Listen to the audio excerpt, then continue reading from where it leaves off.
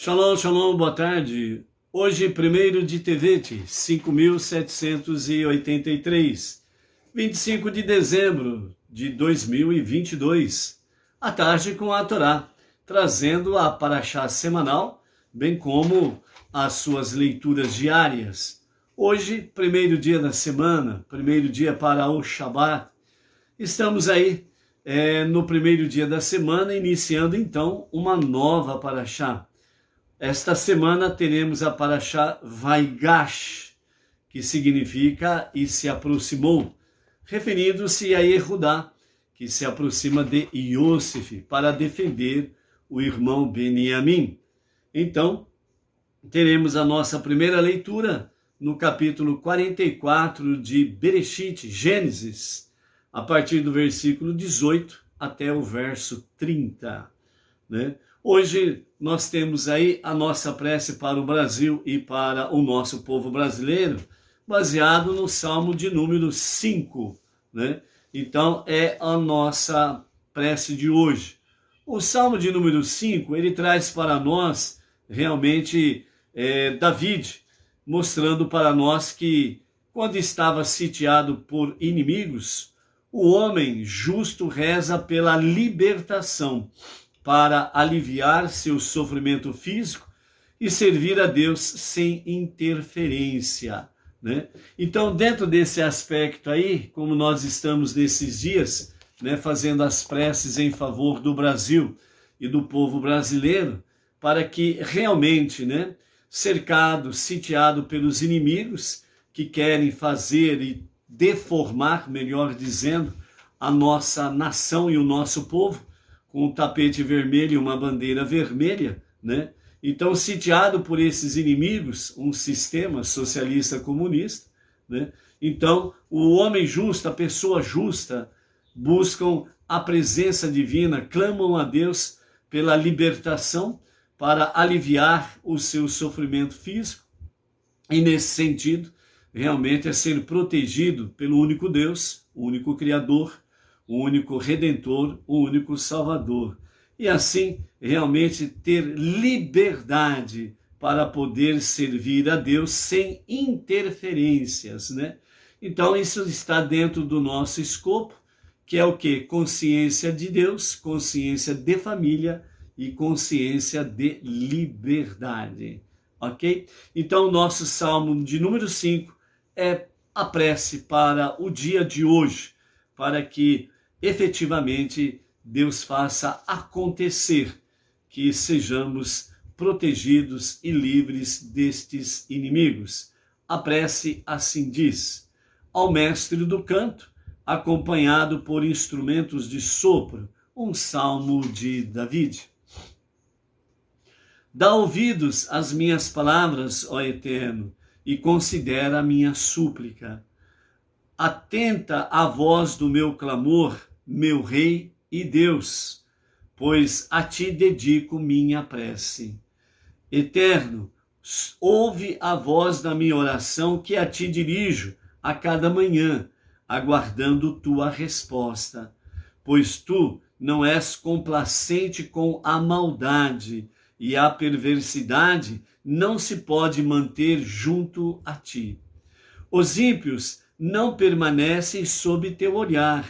Tu desprezas os perversos.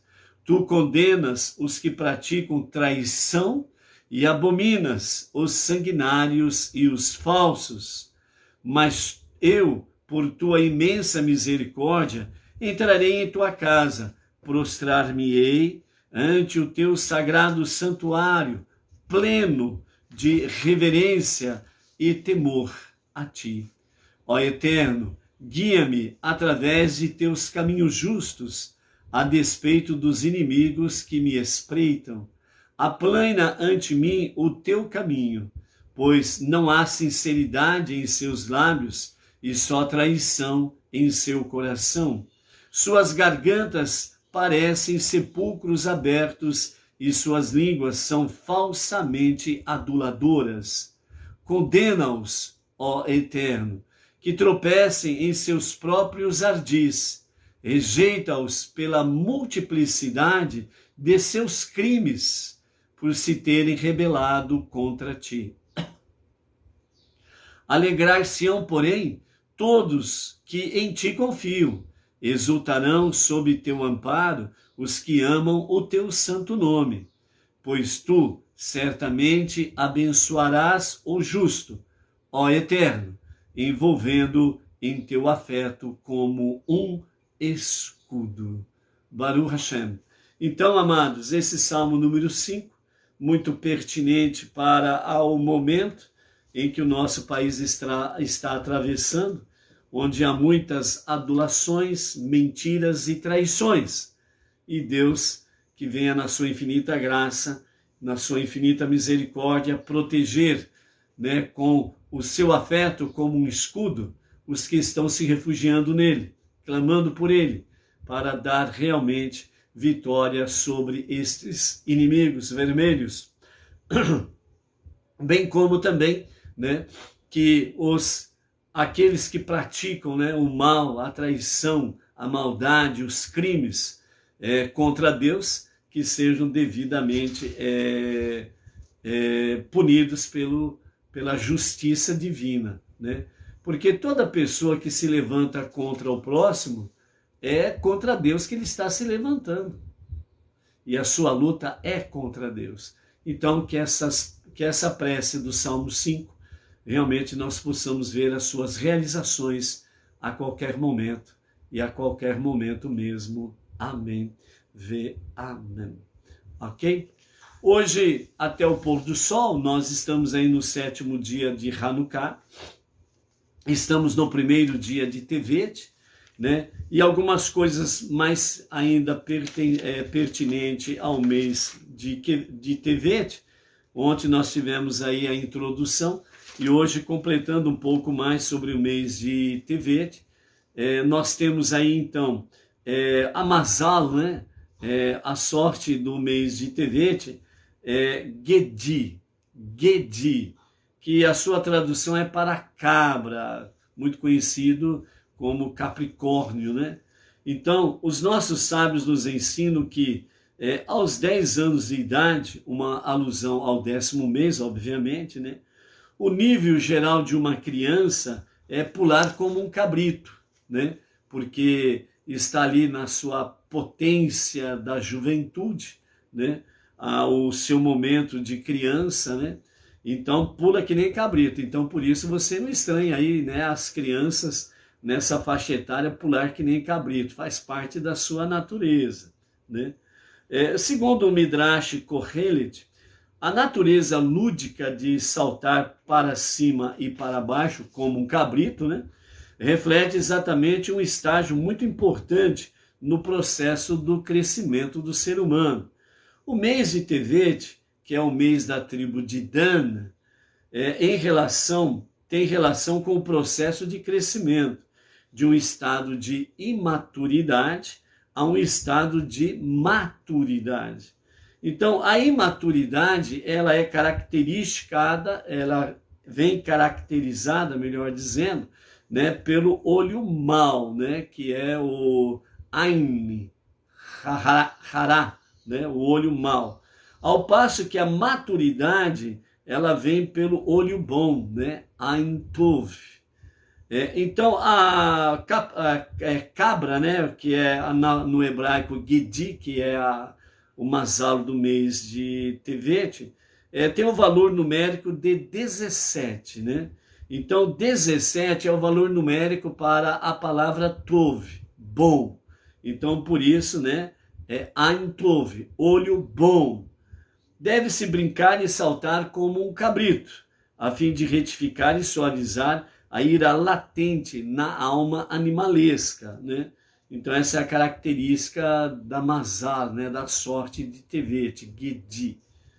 A tribo correspondente a este mês é exatamente a de Dan, né? Como nós vimos aí, o acampamento de Dan, que tem as 3 tribos, Adã, Asher e Naphtali, ok? Então, a tribo de Dan representa o estado inicial de imaturidade na alma que cresce durante o mês de Tevet. Dan também significa julgar, Inicialmente, ele julga a realidade e os outros de forma crítica, com um julgamento severo, né? É o olho mau que corresponde assim. Esta é a natureza de alguém espiritualmente imaturo. Dan é comparado a uma serpente que morde com o veneno da ira. Lembrando que o olho mau é o olho da serpente, ok? Então a retificação de Dan é seu engajamento na batalha da ira sagrada contra a ira do mal. Nossos sábios nos ensinam que somente alguém originário da alma raiz de Dan pode pular espontaneamente e matar, né, a serpente má. Alguém como ele matou, né? Então é Dan que está conectado com a imaturidade, com o julgamento severo, o olho mau, né? Somente Dan retificado, que sai da imaturidade e vai para a maturidade, certo? Saindo da sua alma animalesca para a alma divina. Então, somente nessa retificação de Dan é que de fato pode matar a serpente, né? Então, por isso que fala nesse sentido, né? Dan agindo de ira sagrada contra a ira do mal, né? No sentido de pular espontaneamente e matar a serpente má, né? A ira sagrada aqui é aquela questão, né? No sentido de não suportar o mal, né? Nós não podemos concordar com o mal, nós não podemos nos aliarmos com os perversos que praticam o mal, gostam da maldade e só olham para as pessoas com maldade. Por isso, nós temos aí exatamente dentro desse próprio aspecto, né, esse olho mau está conectado com a esquerda. A esquerda é tudo de mal, é tudo de ruim. Então, nós não podemos nos aliar com os perversos que estão de forma à esquerda, onde só pensa fazer o mal para as pessoas que não são aliadas com ela. O exército do mal, por assim dizer, não suporta em hipótese nenhuma uma adversidade. Alguém que fale contrário à forma deles, alguém que é contrário à sua forma de agir, então são tratados de forma cruel como inimigos e eles procuram de todas as formas eliminar o inimigo, entendeu? Então por isso é necessário que haja essa retificação. Então aqueles que estão à esquerda, o olho mau, a maldade, o julgamento severo e por aí afora vai todas as práticas de maldade, eles precisam de retificação. Porque se eles não se retificarem, que é o quê? Uma techuvá, um retorno a Deus para um genuíno e verdadeiro arrependimento.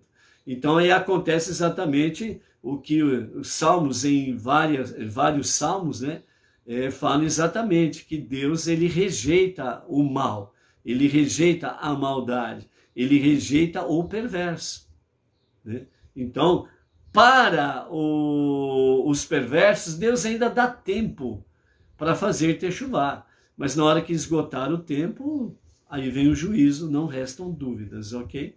Então, por isso, né, dentro dessa conexão, Dan, para vencer o lado esquerdo de Dan, o lado da maldade de Dan, a alma animal de Dan, é necessário, a imaturidade de Dan, é necessário a retificação do próprio Dan, que é o quê? Passar da imaturidade para a maturidade, né?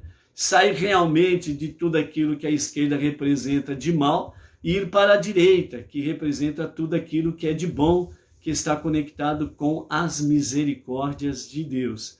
Por isso, vejam bem, o antídoto para o mal é a retificação do mal. É a retificação. Então, agora, o nosso rabino Yitzhak Ginsburg, ele nos fala da seguinte forma: a serpente no hebraico é nahash, nahash. O seu valor numérico é 358. Então aqui nós temos à esquerda o mal, perversidade, e o olho mau e por aí afora vai. Um valor que está conectado com Nahash, a serpente. O seu valor numérico é 358. Qual é o antídoto de Nahash? Qual é o antídoto do mal? Então agora nós nos conectamos com Mashiach. Mashiach, o seu valor numérico é 358, exatamente o mesmo valor numérico de Nahash, serpente. Então, o antídoto da serpente primordial, que lá no Jardim do Éden trouxe realmente a queda de Rava e Adão. Então, o antídoto da serpente primordial é Mashiach. Por isso, nos dias de Mashiach, a redenção final, realmente, toda a esquerda, todo o mal, toda Nahash, serpente primordial, todo olho mau, toda e qualquer espécie de maldade e perversidade será devidamente retificada plenamente, 100%, perfeitamente na redenção final com Mashiach. Mashiach é o antídoto perfeito para a retificação de Nahash, o mal, a serpente, ok? Então o nosso trabalho, enquanto estamos aqui nesse tempo presente, pois Mashiach poderá se revelar a qualquer momento e a qualquer momento mesmo, amém, vê amém, né? Nosso trabalho precisa ser nesse sentido, trazer mais luz para esse momento presente, para que as trevas sejam cada vez mais vencidas, sejam dissipadas, e assim nós estaremos cada vez mais fazendo convergir para a luz a escuridão.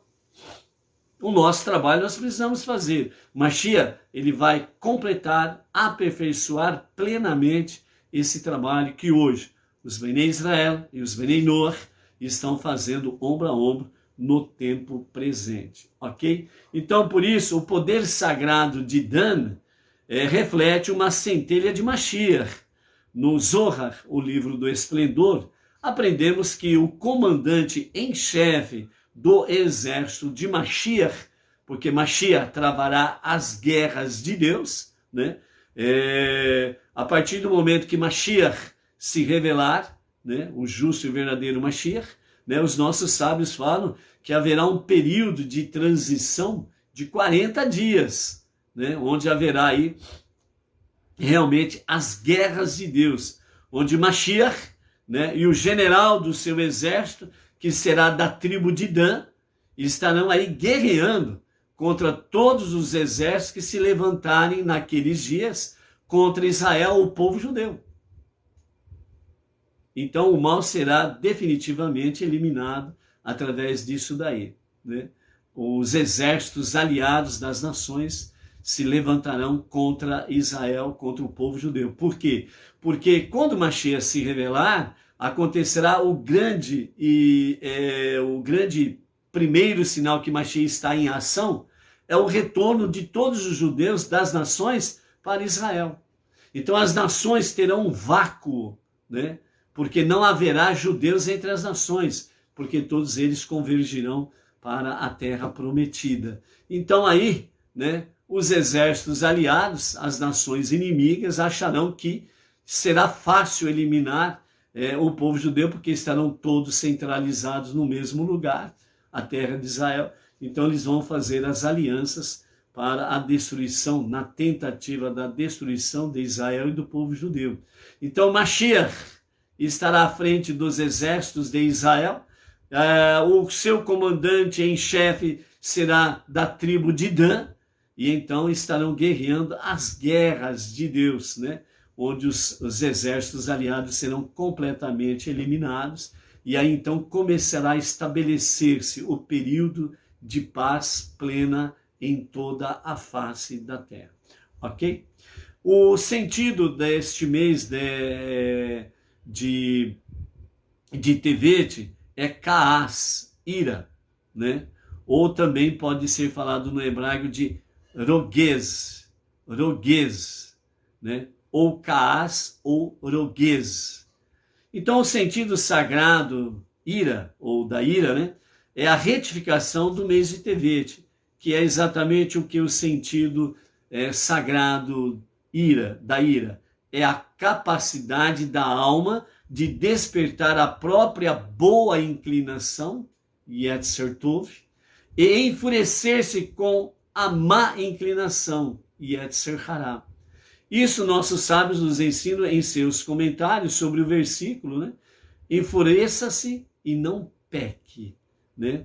A ira positiva expressa o profundo cuidado e a preocupação da alma que a realidade torna boa. Então a sua ira não é uma ira destrutiva, é uma ira no sentido de repulsar, né? Não aceitar, repelir completamente a ira destrutiva, né? O mal, a inclinação para o mal, o olho mau, a esquerda que representa toda e qualquer espécie de maldade. Então, embora mesmo nessa ira exista um certo elemento de imaturidade, pois a maturidade absoluta, aquela do Criador da realidade, vê com o Ain, o olho de Tevet, apesar disso, sobre isso se afirma, pois Israel é um rapaz e eu o amo. Ou seja, significa que Israel se comporta como um rapaz imaturo. E, portanto, eu, Deus, né, o amo. E por isso vai realmente preparar a sua retificação, a sua correção. Na Hassidut, nos nossos mestres, né, nós aprendemos que a pessoa deve dirigir seu olho esquerdo, que representa o mal, né, a inclinação para o mal, para si mesma, com a sagrada ira de seu bem inato contra seu mal inato. Então, o conselho dos sábios da Hassidut é o olho esquerdo olhar para si mesmo, para poder tratar realmente da sua imaturidade, o seu mal, a sua perversidade, né? Para rebaixar e subjugar o seu ego. Enquanto simultaneamente dirige o seu olho direito, que é o Ain Tov, o olho bom, para a realidade exterior, por cujo poder ele ajuda a realidade a aperfeiçoar-se, né? Então, é a direita que representa realmente conexão com Deus, aquilo que é bom, a boa inclinação para retificar, corrigir o olho esquerdo, a esquerda, o mal, a perversidade, né? O olho mau, certo? Então, é retificação. O controlador deste mês é Kaved, que significa fígado. Então, os nossos sábios ensinam que o fígado, ele é furioso, né? Então, o fígado é aquele que tem o sangue em grande potencial e ele é furioso. A função do fígado é purificar o sangue com o qual está saturado. Na Kabbalah, o fígado corresponde à serpente primordial, cuja retificação é personificada por Dan. Os três governantes do corpo e alma são exatamente quem? O cérebro, o coração e o fígado. Tudo conexão com sangue, que corresponde a Adão, a Rava e a serpente, respectivamente. Ok? Então seria o cérebro, Adão, o coração, Rava, e o fígado, a serpente. A serpente na Kabbalah representa o estado inicial de imaturidade da alma, como caracterizado pelo atributo não retificado da ira. Então o veneno da serpente é quente. Você está com sangue quente, está com sangue na flor da pele? É o veneno da serpente. Então, como o fogo da ira, né? Quando a pessoa está irada, ela está em fogo, em chamas ardentes. Quando convertido para o bem, o fogo e o sangue do fígado servem para aquecer o mês frio de Tevet, porque nós entramos no período de Tecufá, os 3 meses do intenso inverno em Israel, no Oriente Médio, ok? Então, por isso, né, quando convertido para o bem, então esse fogo, ele vem para aquecer e não para destruir. Então vem trazer o que? Maturidade na imaturidade, né? O autocontrole para que o ego não prevaleça e dessa forma não entre no egocentrismo, no veneno da serpente. Kaved, que representa o fígado, tem o valor numérico de número 26.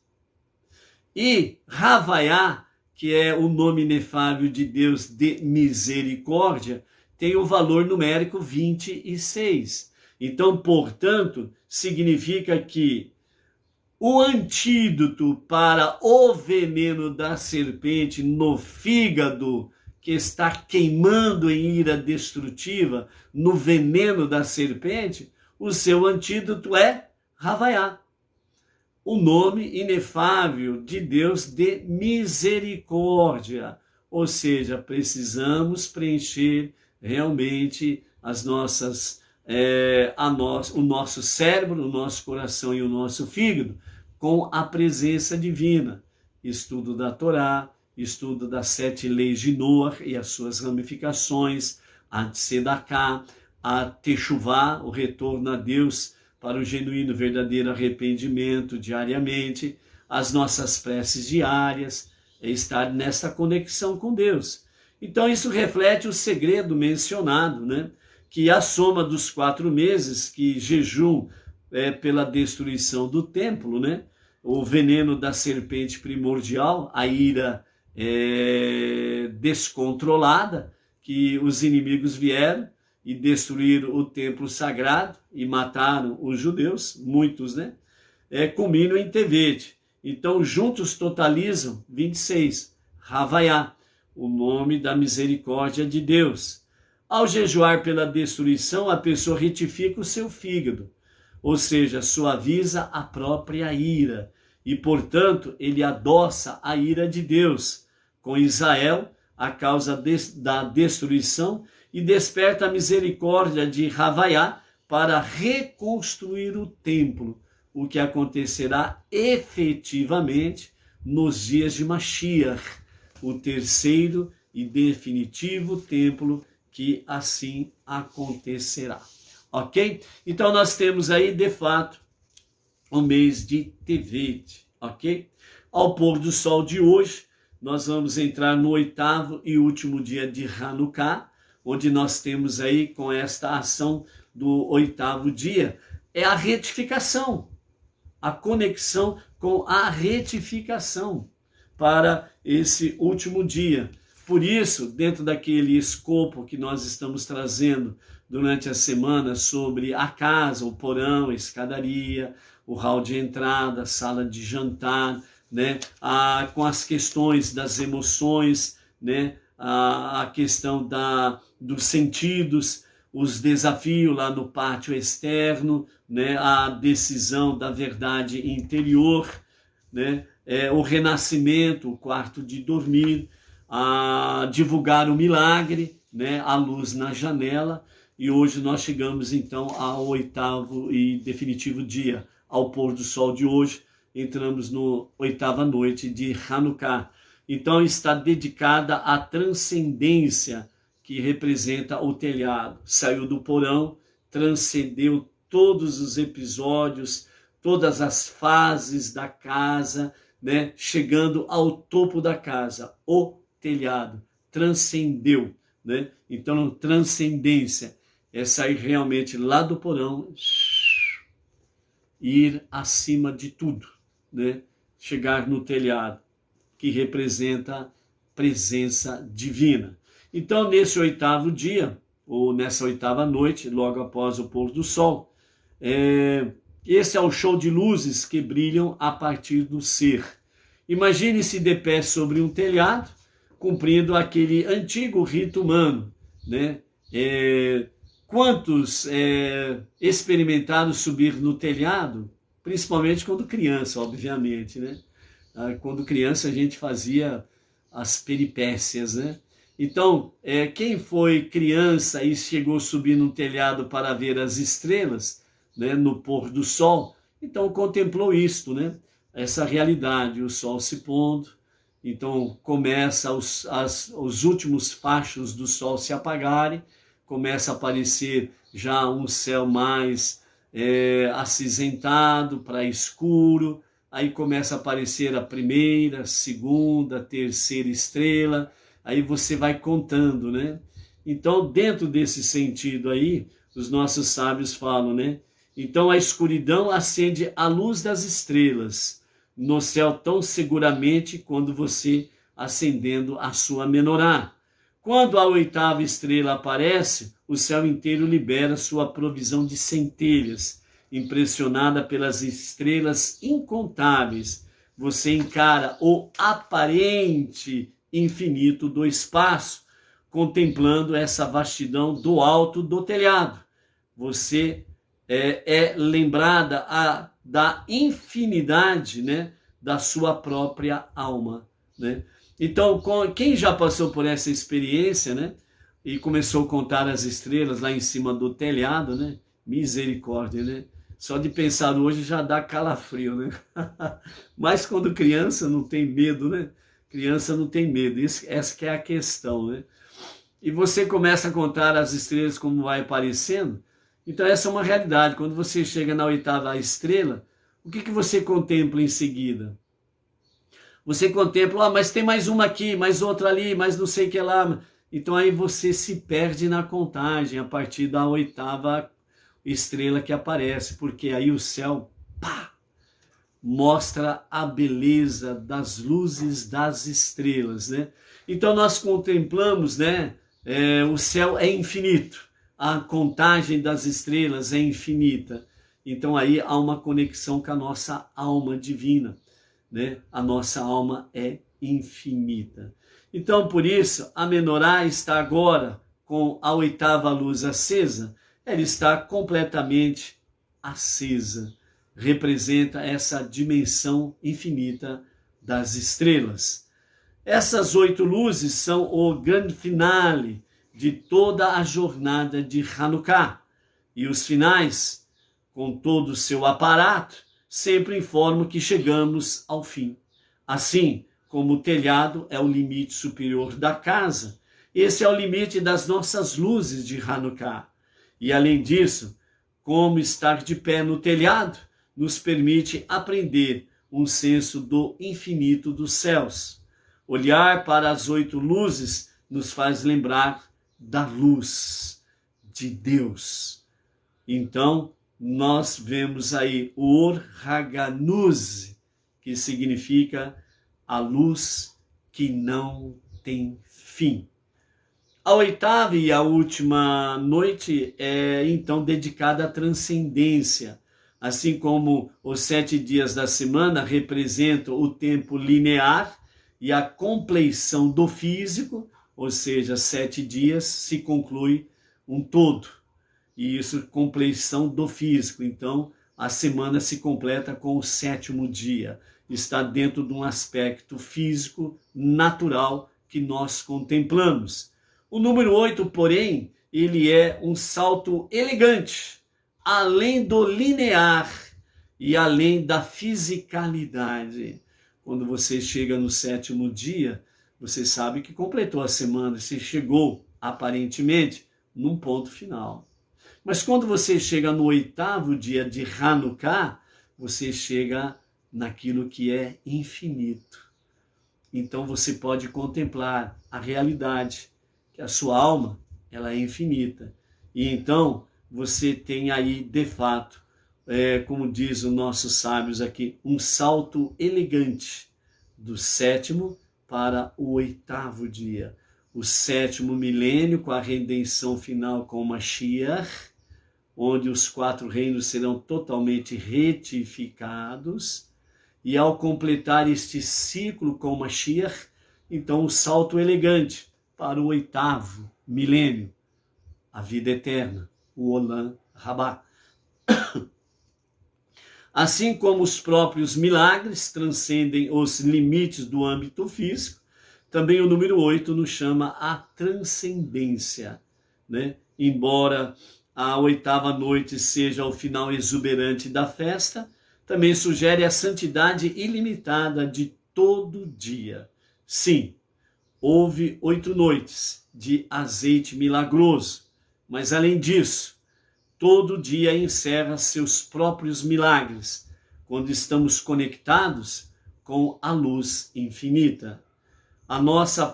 De nossas próprias almas, o próprio telhado de nós mesmos.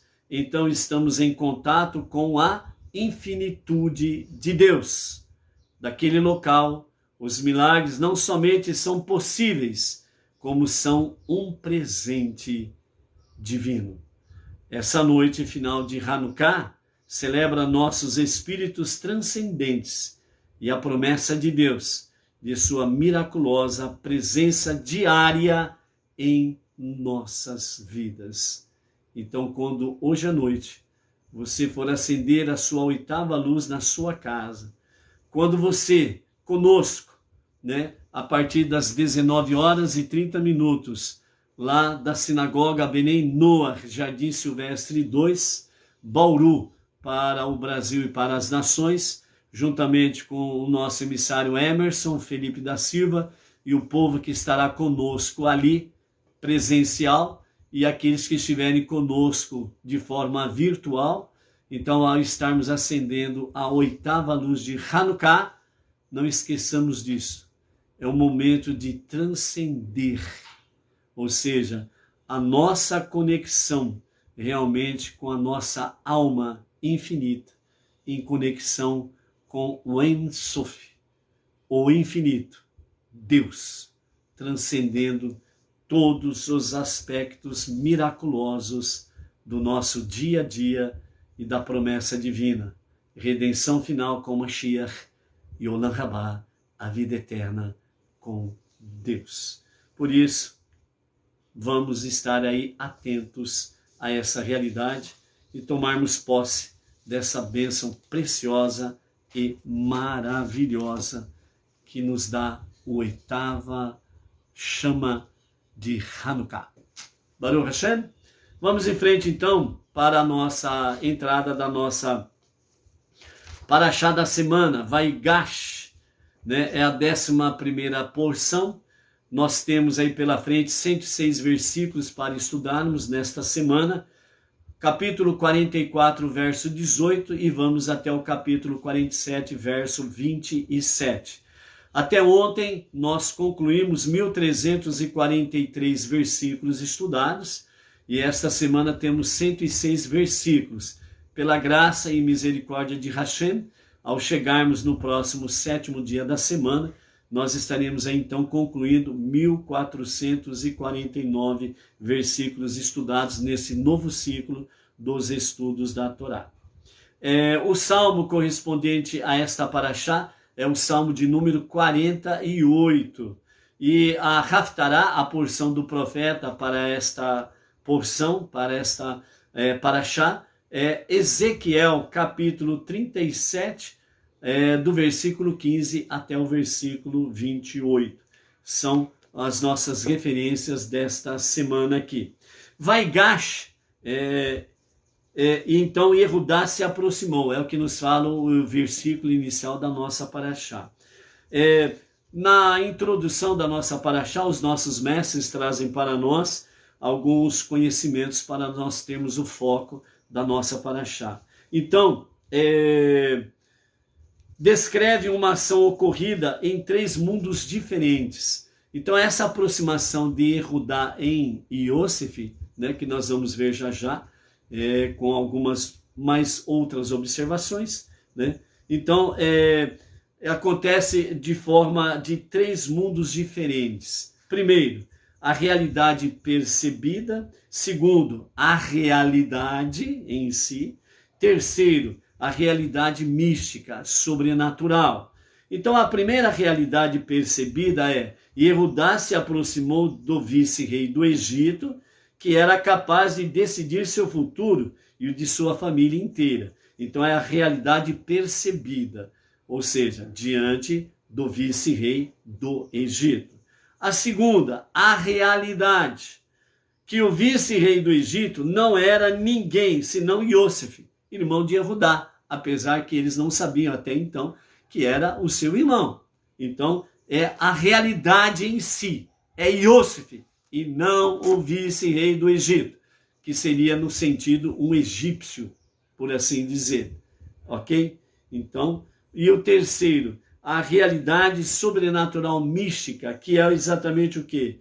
O ato de Yehudá de aproximar-se de Iosef representa a aproximação de um judeu a Deus em oração, ok? Como nos consta, né, Bereshit Rabá 93, verso 6, e Or HaTorá, Vaigash 349a. Ou seja, nessa realidade mística, sobrenatural, é exatamente a aproximação de um judeu a Deus em oração. Então há um princípio de que todas as interpretações dadas a um determinado versículo, elas sempre estão conectadas, né? Então é dentro de uma realidade percebida, é aquilo que está se vendo, né? É percebida, porque você está vendo. E Yehudá estava diante do vice-rei do Egito. A realidade em si não era o vice-rei um egípcio, mas era Iosef, o seu irmão. E a terceira, na realidade mística, sobrenatural, espiritual, ou seja, é a aproximação de Deus para a prece. Nesse sentido, então todas as interpretações, elas estão conectadas entre si. E no nosso caso aqui, né, a realidade percebida é que o povo judeu está no exílio e se encontra subjugada às nações pagãs, que representam o próprio Egito. Na verdade, porém, o povo judeu é imune ao exílio e tem habilidade para elevar-se sobre ele, como na realidade, em nossa paraxá, né, onde Iosef, um judeu, era o governador do Egito. Ele prevaleceu sobre o Egito, ele prevaleceu sobre as nações, ele prevaleceu sobre aquilo que é profano, mundano, aquilo que é libertino. Ele prevaleceu, certo? E como um judeu reúne a força e a coragem necessárias para emergir, elevar-se, né, da realidade percebida para a realidade, então a resposta ela é simples. É a realidade espiritual, mística, sobrenatural. Aproximar-se de Deus para elevar-se e poder sobrepor, prevalecer, na sua luta, vencer, ser vitorioso diante destas outras realidades seculares. Em nosso caso, quando um judeu se aproxima de Deus em oração, ele revela sua ligação interior com o Todo-Poderoso, que lhe concede a habilidade para superar os desafios do exílio e ter sucesso. Seguindo o exemplo do nosso irmão mais velho, o povo judeu, o filho primogênito de Deus, é o exemplo que nós precisamos seguir. Só uma forma de nós podermos prevalecer diante do Egito, que é as nações, os povos, aquilo que é profano, mundano, aquilo que é negativo, aquilo que é destrutivo, certo? Com todas as suas práticas de idolatria e libertinagem. Só uma forma de prevalecermos, entrando realmente na realidade espiritual, na realidade sobrenatural, na realidade mística, que é o quê? Conexão com Deus. Por isso, as nossas preces diárias é importantíssima para mantermos esta realidade mística, essa realidade espiritual sobrenatural. É assim que nós vamos disseminando a luz divina e vamos extinguindo as trevas. Cada prece que você faz com kavaná, com verdadeira intenção do coração, você é uma pequena chama que está realmente dissipando uma grande quantidade de trevas. E você vai fazendo com que o mundo tenha mais luz. E assim, juntos, nós estaremos cumprindo a nossa tarefa suprema, transformar o mundo para ser a moradia de Deus. Ok? Então, essa é a introdução para podermos, de fato, adentrarmos a nossa Parashá Vaigash, né? E dentro desse sentido, lembrando que somente a nossa conexão com o Todo-Poderoso, assim como Ele capacitou, capacita e continuará a capacitar o povo judeu através de todos esses milênios, realmente a prevalecer, ter sucesso e ser vitorioso sobre este mundo profano, é a mesma fórmula que nós temos como Bnei Noach, de estarmos no nosso monoteísmo, com fundamento judaico e orientação rabínica, de prevalecermos. Você quer ser vitorioso? A fórmula é esta, ok? Então, quando vamos para o início da nossa Parashá, capítulo 48, a nossa primeira aliá, está nos versos 18 até o verso 30, né? Que aqui nós vamos começar a adentrar realmente, de fato, né? Na preparação para Iosif se revelar como o irmão. Eu sou o vosso irmão, Iosif, que vocês venderam como escravo para o Egito. Ok? Então aqui primeiro nós temos um embate, né? Esse embate chama-se Yehudá enfrenta Iosif, né? Então o verso 18 diz: Yehudá aproximou-se de Iosif e disse: por favor, meu mestre, permita-me que te diga algo que espero seja escutado.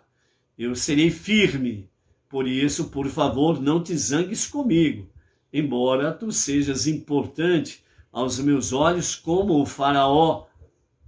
Ou seja, nesse verso 18, né, ainda não se sabe que é Iosif, ok? Então continua ali, os judeus e o vice-governador do Egito, como se fosse o próprio faraó, porque esta era a realidade de Iosif como vice-rei do Egito, como vice-faraó. Porque somente o faraó estava acima de Iosif. Todo o Egito, todas as autoridades, todos os povos, os mundos, as nações, tudo estava sob o domínio de Iosif. Então, nesse sentido,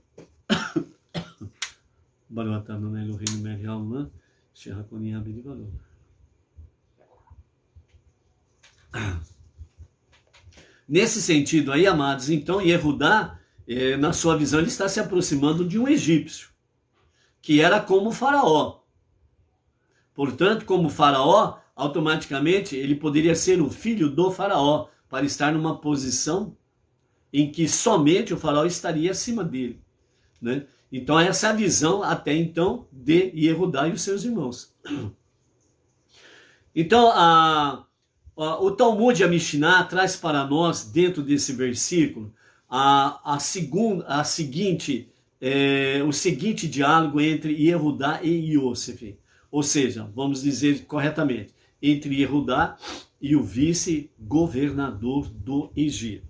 Então, o Talmud e a Mishnah fala conosco dessa seguinte forma: quando o governador disse que Beniamim ficaria retido, então é onde Vaigash, e Yehudá aproximou-se do governador. Então, quando Yehudá ouviu isso, então ele se aproxima do governador e ele diz: prometi a meu pai devolver-lhe Beniamim. Tenho que cumprir minha promessa. Então Yehudá avançou corajosamente em direção ao governador. Por que corajosamente? O governador era como o faraó. Não podia se aproximar dele sem autorização do governador. Então, Yehudá, ele estava arriscando a própria vida em aproximar-se do governador. Ele poderia ser morto pelos soldados. Então, por isso, o Talmud e a Mishnah traz essa conversação nesse âmbito que os nossos mestres trazem. Então, ele avançou corajosamente para o trono do governador. Então, ele, num tom mais áspero, com a voz mais elevada, ele gritou para o governador: ouça-me, meu senhor, se ousares reter meu irmão aqui, puxarei a minha espada.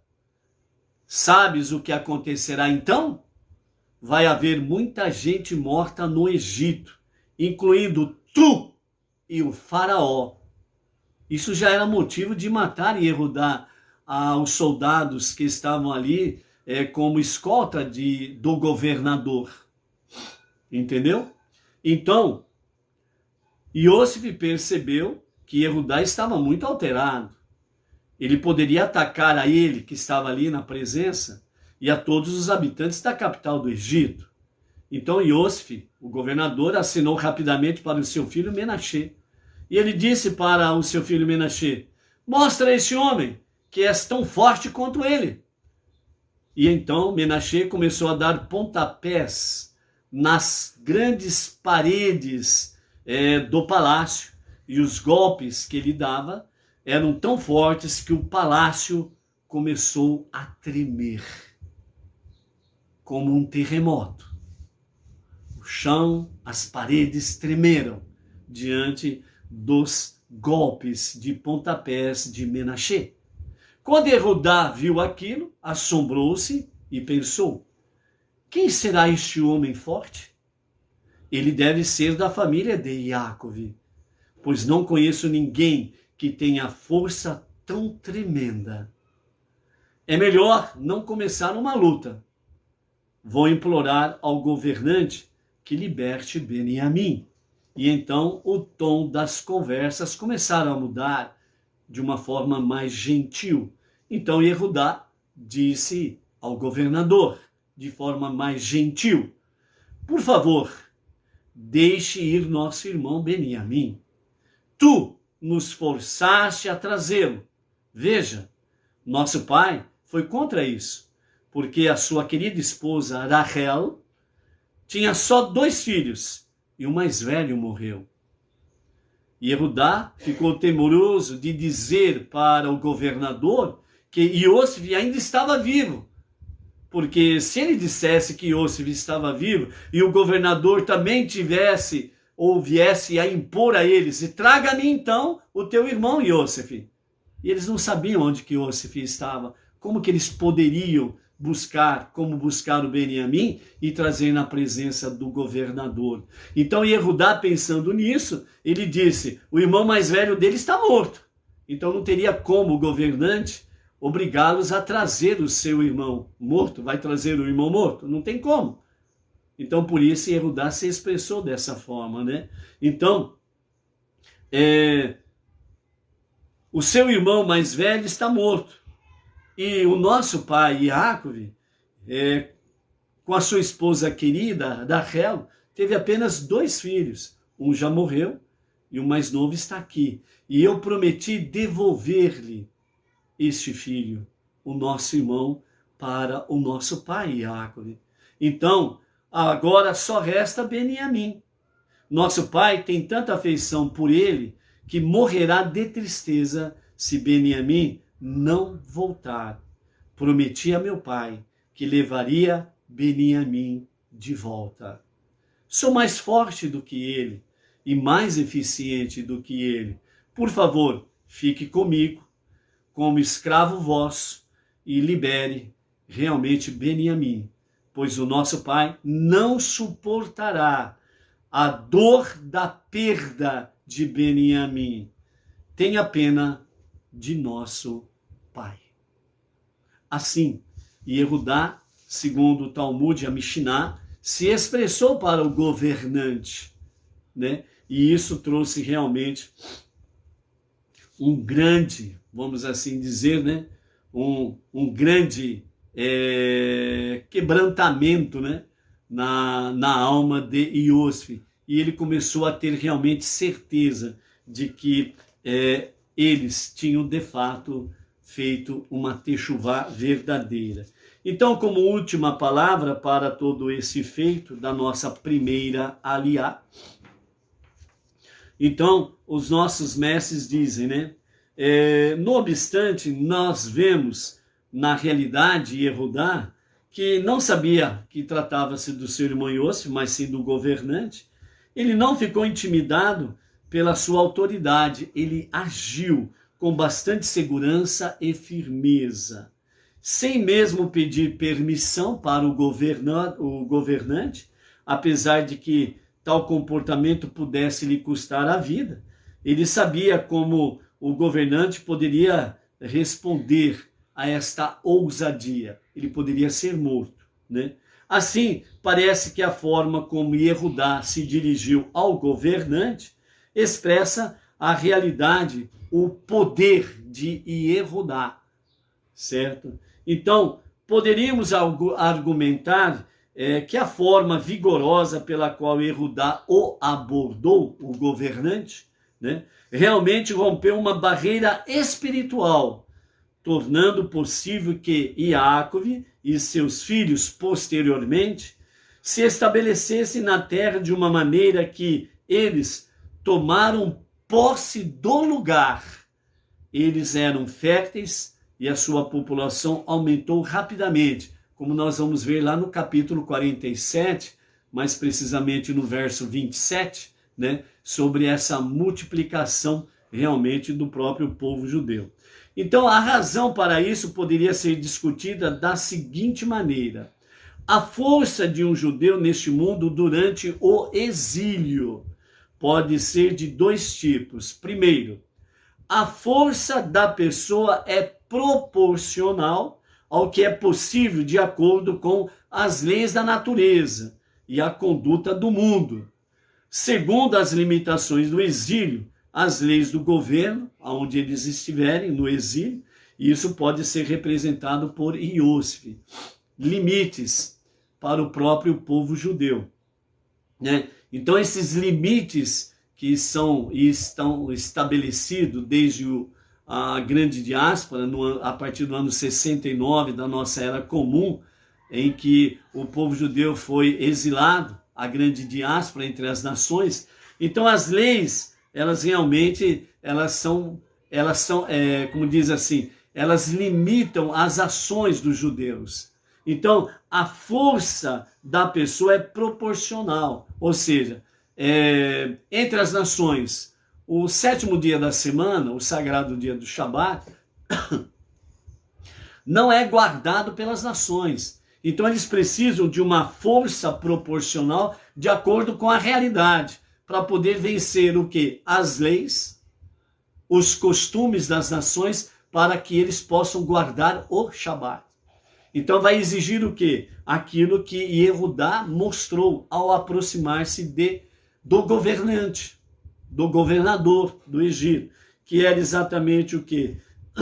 Era a coragem, a ousadia, para poderem romper a barreira que estava diante deles, que está diante de todo judeu entre as nações. Então, por isso, de forma corajosa, de uma forma ousada, de uma forma realmente determinada, ele rompeu esta barreira. Então, através dos milênios, os judeus têm rompido esta barreira que poderia colocar um limite e eles não praticar os seus mandamentos, né, de acordo com a Torá. Então, a força da pessoa é proporcional ao obstáculo que está diante dele.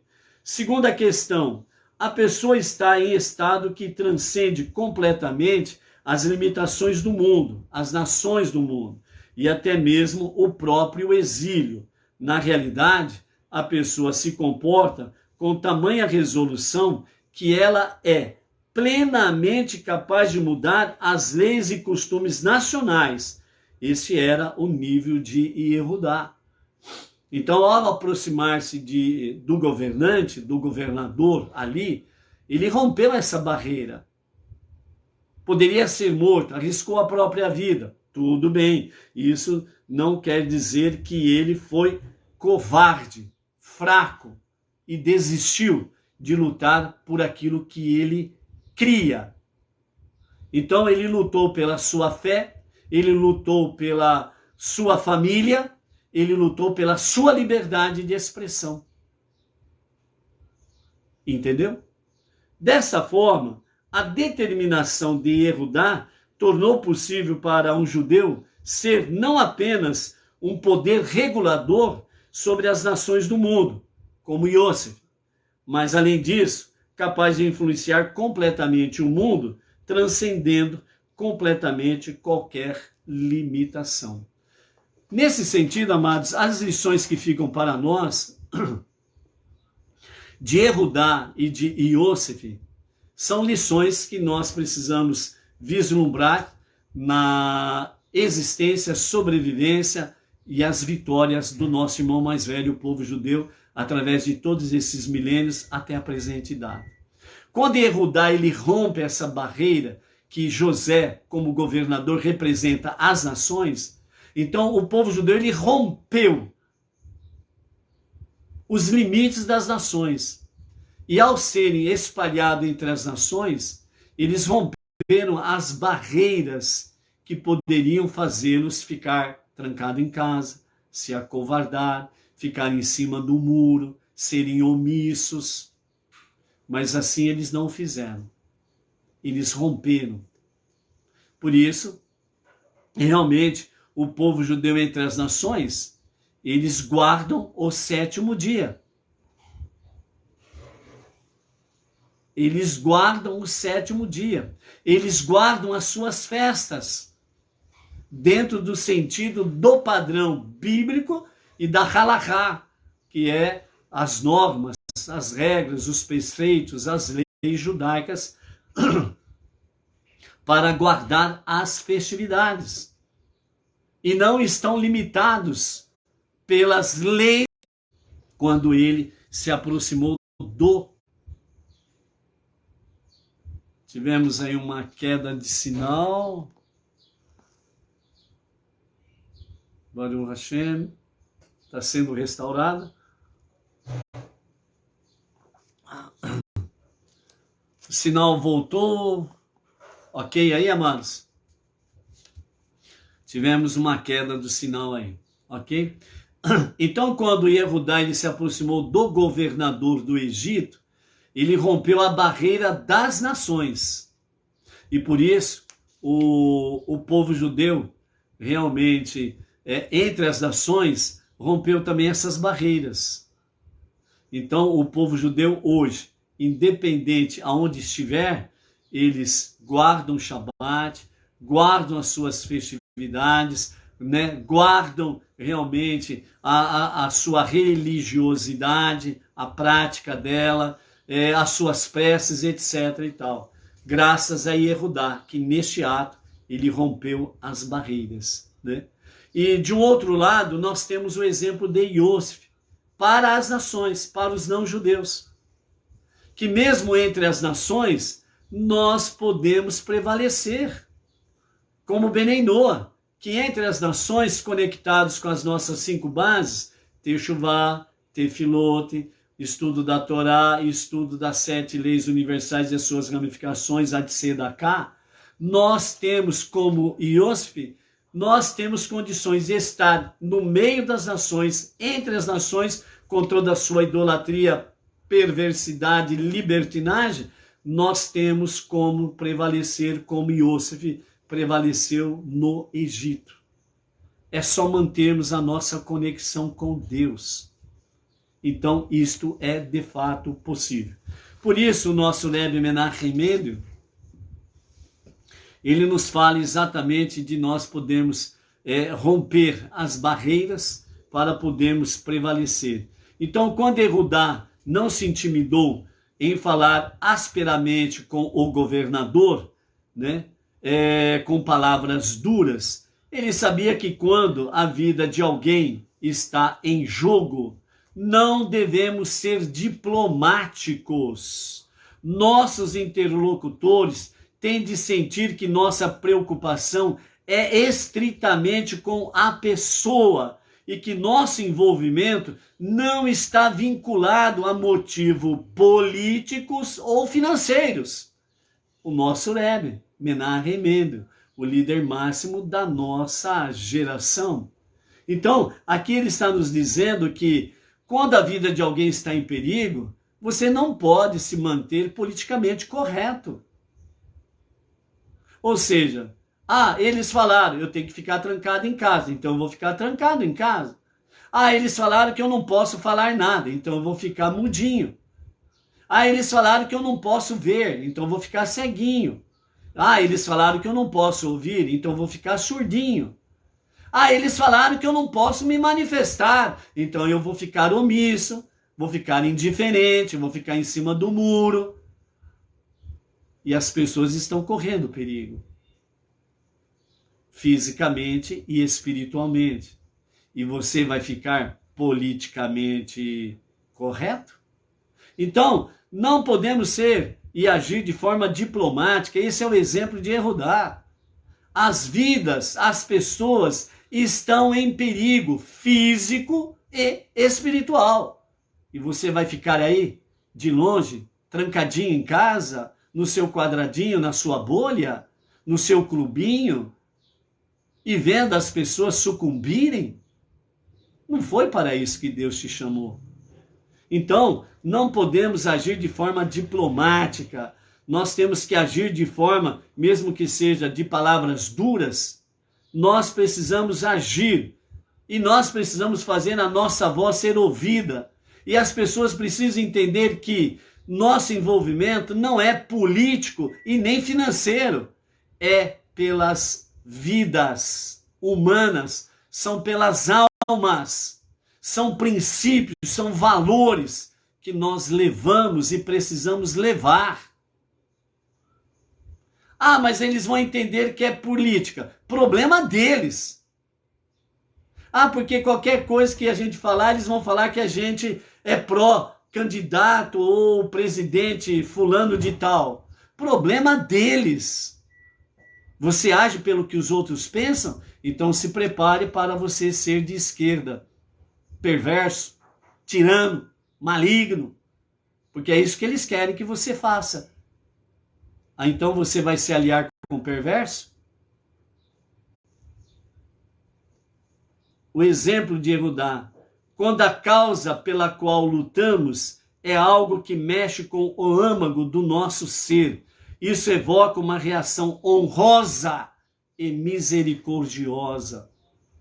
Foram o que os macabeus fizeram nos dias dos Seleucidas, os gregos e os sírios, que hoje estamos no 7º dia de Hanukkah e hoje à noite vamos para a 8ª luz de Hanukkah. Uma luta honrosa e misericordiosa. Honrosa, defendendo a consciência de Deus, a consciência de família, consciência de liberdade. Misericordiosa, para que o povo não perecesse, a vida fosse preservada. A luta deles foi uma luta nobre. A nossa luta nos dias atuais, ela precisa ser nobre. E não se associar com o perverso, com a esquerda, com a maldade e tudo aquilo que a esquerda representa. Que as escrituras estão fartas de falar sobre o que significa a esquerda, o olho mau, da ira, do ódio. As nossas crianças, diz o nosso Rebbe Menahem Mendel, líder máximo espiritual da nossa geração, as nossas crianças judias, as nossas crianças Benei Noach, são os atuais Beniamins.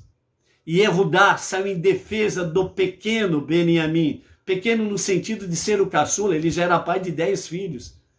No sentido de ser o caçula, o irmão mais novo. Nós precisamos defender as nossas crianças da assimilação que o sistema quer fazer. as ideologias de gênero, as práticas malignas, nefastas e perversas que a esquerda tem para oferecer através de um tapete vermelho, uma bandeira vermelha. E com a graça divina não acontecerá. Nós precisamos defender as nossas crianças das ameaças por um diferente tipo de Egito dos dias atuais, chamado de assimilação. As escolas estão contaminadas com ideologias. As nossas escolas estão contaminadas, numa grande parte, com professores militantes e não com educadores, que estão estragando a inocência das nossas crianças e estão destruindo o futuro das nossas crianças. Não podemos nos calar e nem ficar omissos. Para salvar estes beniamins, não podemos aguardar que alguém designe um comitê para conduzir uma longa pesquisa e depois deliberar o que deveria ser realizado, levantar custos, conversa vai, conversa vem, não faz nada, o tempo vai passando e as crianças vão se tornando militantes, influenciadas externamente, lavagem cerebral e por aí afora vai.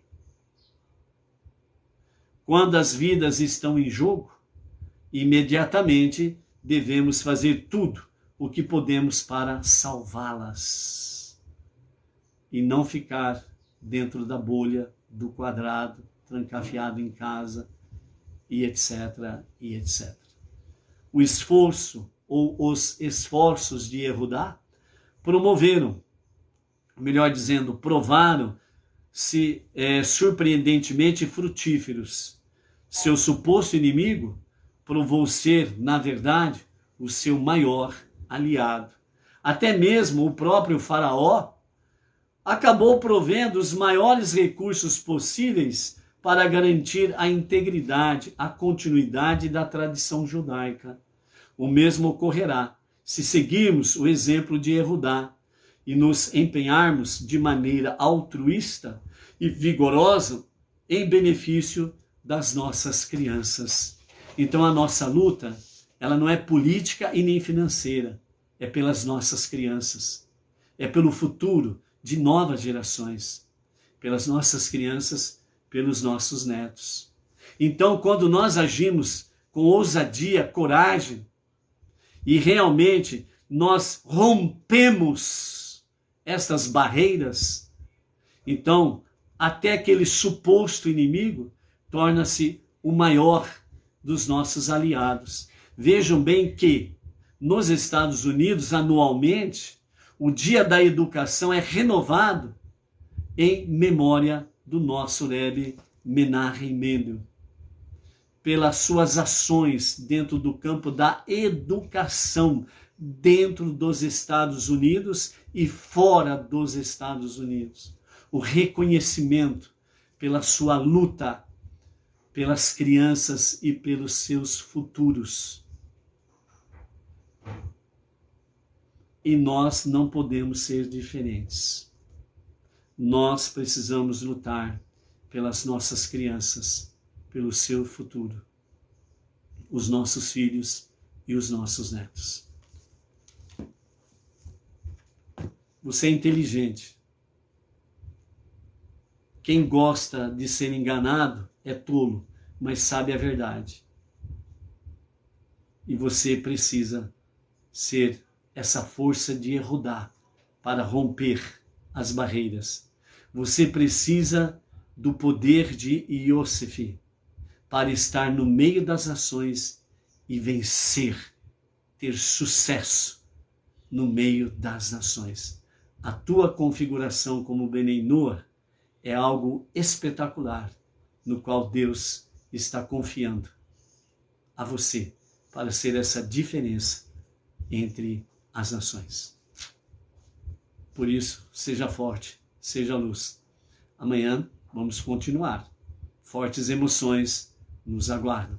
Shalom, shalom. E não esqueça, a partir das 19h30 estaremos ao vivo e a cores aqui por este canal do Facebook, transmitindo, né, o oitavo acendimento das luzes de Hanukkah e trazendo as suas mensagens para o 8º dia. Sejamos transcendentes, rompamos realmente tudo aquilo que o mundo secular coloca diante de nós, para que nós possamos trazer a verdadeira luz, a verdadeira presença de Deus, dessa forma transformando o mundo para ser a moradia de Deus. Vamos cumprir a nossa missão. Shalom, shalom. Até amanhã.